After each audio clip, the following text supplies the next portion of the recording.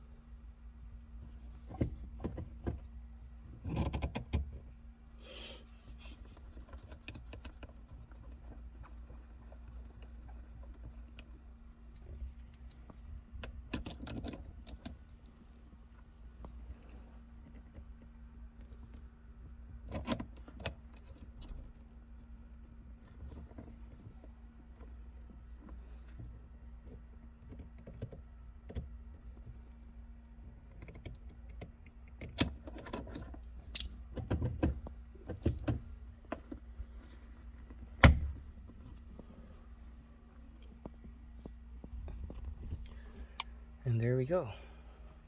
One shift knob installed.